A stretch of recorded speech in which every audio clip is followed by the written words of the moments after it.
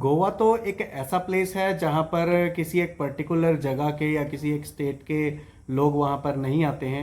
लगभग all over the world लोग आते हैं। और अगर हम अपने भारत की बात करें तो पूरे भारत से चारों तरफ से गोवा में टूरिस्ट घूमने के लिए बहुत भारी संख्या में आते हैं। तो गोवा तो आप कैसे भी पहुंचिए, अगर आपका बजट है आप फ्लाइट से भी जा सकते हैं, किसी भी भारत देश के कोने से गोवा में जा सकते हैं। और अगर आपका बजट कम है तो आप ट्रेन पकड़ सकते हैं। ट्रेन का और फ्लाइट का बजट वो आपका पर्सनल होगा, उसमें आप देखिए कि हम फ्लाइट से जा सकते हैं, ट्रेन से जा सकते हैं, जो भी आपको सही लगे। अगर वहाँ पर हम होटल की बात करें या हॉस्टल की बात करें तो अगर आप अकेले हो तो आप हॉस्टल में बिल्कुल रुक सकते हो और वहाँ पर रूम्स भी ले सकते हो अपना पर्सनल। अगर आप हॉस्टल में रुकते हो तो वहाँ पर 600 से 800 रुपये के बीच में एक अच्छे हॉस्टल में आपको एक बेड मिल जाएगा, अच्छी कंडीशन में, बहुत अच्छे एरिए भी हैं और बहुत साफ़ सुथरा हिसाब किताब सब कुछ होता है उनका, बढ़िया एकदम।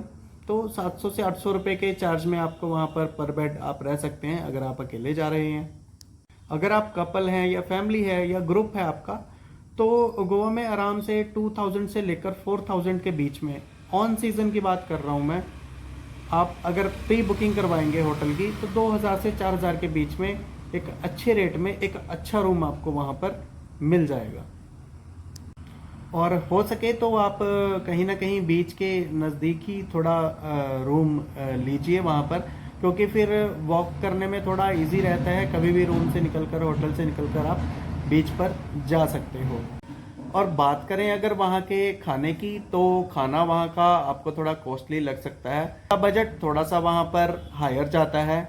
2 लोगों का मैक्सिमम एक दिन का 4 से 5 हज़ार रुपया खाने का लग जाता है, मगर जो वहाँ की वर्थ है खाने की वो बहुत ही लाजवाब और बहुत ही अच्छी है। और अगर आप गोवा में जा रहे हैं लोकल, अगर आप साइट सीन के लिए कहीं जा रहे हैं, अगर आप टैक्सी कराते हैं तो वो बहुत महंगी पड़ने वाली है आपको, आपका उसमें काफ़ी ज़्यादा पैसा जा सकता है। तो अगर आप 2 लोग हैं या सिंगल पर्सन हैं तो आप वहाँ पर आराम से 2 व्हीलर बुक कीजिए, जिसका चार्ज आपको 400 रुपये से लेके 600 रुपये तक में आपको वहाँ पर एक अच्छे कंडीशन की एक्टिवा मिल जाएगी। बहुत बढ़िया रहता है एक्टिवा लेकर, वहाँ पर आराम से आप घूम सकते हैं। 4 दिन के लिए, 5 दिन के लिए आप एक्टिवा लीजिए और आराम से घूमिए। बात करें अगर वहाँ की एक्टिविटीज़ की, जो एक्टिविटीज़ होती हैं, तो मैं आपको यही कहूँगा कि आप सीधा बीच पर जाके या फिर जो एक्टिविटी लोकेशन है वहाँ पर जाके अगर आप डायरेक्ट किसी भी एक्टिविटी को रैंडमली करने के लिए कहेंगे तो आपको बहुत ज़्यादा चार्ज देना पड़ेगा और आपको एक्टिविटी करने के लिए टाइमिंग भी कम होगी, क्योंकि वो और ग्रुप्स में आपको एडजस्ट कर देंगे। तो इसलिए अगर आप एक्टिविटी करना चाहते हैं तो फुल डे का पैकेज लीजिए, और उनका फुल डे का ही पैकेज होता है एक्टिविटी का, जिसमें स्कूबा, पैरासेलिंग, पैराग्लाइडिंग और bumpy ride, jumpy ride, banana ride, बहुत सारी राइड्स हैं, बहुत इंजॉयबल होता है।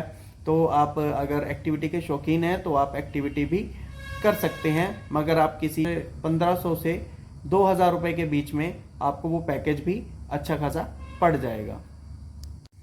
और यदि आप गोवा जा रहे हैं तो आप पंजिम जाना ज़रूर चाहेंगे, क्योंकि गोवा के अंदर पंजिम में ही जो कसिनो हैं वो गोवा में ही बने हुए हैं और गोवा के पंजिम में बने हुए हैं।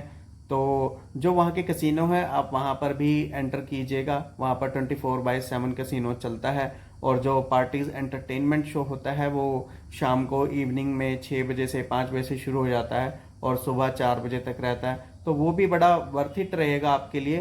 तो आप वहाँ पर कसिनो में जा सकते हो। कुछ फेमस कसिनो है वहाँ पर, Big Daddy casino, Royal Deltin, casino Pride, तो बहुत सारे कसिनो भी हैं और बहुत सारे फैमिली फ्लोटिंग रेस्टोरेंट भी हैं।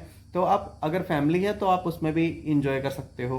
तो अगर आप जाना चाहते हैं फैमिली फ्लोटिंग रेस्टोरेंट में तो उसमें आपको आराम से पर पर्सन 1500 रुपये पर हेड मिलेगा, जिसमें अनलिमिटेड फूड रहेगा और अनलिमिटेड ड्रिंक्स रहेंगी, एंटरटेनमेंट रहेगा, डीजे रहेगा, बहुत बढ़िया रहता है। और व्यू के लिए उनका 3 डेक वाला जो रेस्टोरेंट होता है, तो आप रूफ पर जाकर अपना पूरा ओवरव्यू ले सकते हैं पंजिम का। तो अगर आप कसिनो में जाना चाहते हैं, प्रॉपर कसिनो में, तो वहाँ पर भी आपको 3 से 5 हज़ार रुपये तक में एंट्री पास मिलेगा। तो वहाँ पर भी आपको unlimited food, unlimited drinks, dancers, singers, celebrity सब कुछ मिलेगा वहाँ पर आपको। एक तरह से आप सेलिब्रिटी होंगे और रेड कारपेट पे चलने का आपको। तो अगर आप गोवा जा रहे हैं और अगर अकेले नॉर्थ गोवा जा रहे हैं तो आपके लिए वहाँ पर 4 से 5 दिन सफिशिएंट रहेंगे। और अगर आप साउथ गोवा भी जा रहे हैं तो मैं कहूँगा कि 2 दिन आप साउथ गोवा भी लगा लें।